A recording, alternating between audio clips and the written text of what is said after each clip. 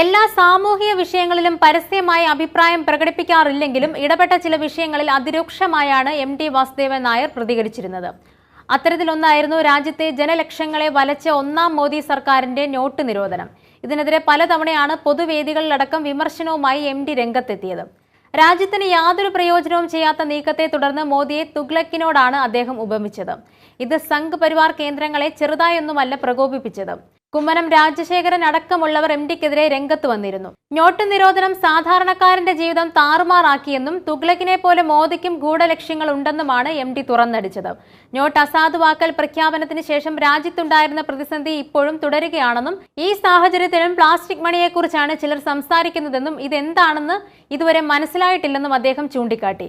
Not നിരോധനത്തെ തുടർന്ന് തുഞ്ചൻ സാഹിത്യോത്സവം നടത്താൻ പോലും ആവശ്യത്തിന് പണമില്ലാത്ത അവസ്ഥയാണെന്ന് തന്നെ സന്ദർശിച്ച CPM പോളിറ്റ് ബ്യൂറോ അംഗം M.A. ബേബിയോട് അദ്ദേഹം സൂചിപ്പിച്ചിരുന്നു.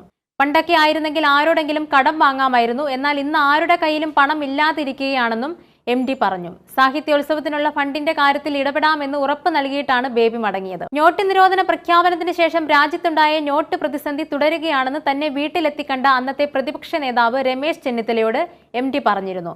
പിന്നീട് മടപ്പള്ളി ഗവൺമെന്റ് കോളേജ് മലയാളം വിഭാഗം സംഘടിപ്പിച്ച M.T.യുടെ രചനാലോകം എന്ന ദേശീയ സെമിനാറിന്റെ ഭാഗമായ മുഖാമുഖം പരിപാടിയിലും M.T. നോട്ട് നിരോധനത്തിനെതിരെ പ്രതികരിച്ചിരുന്നു.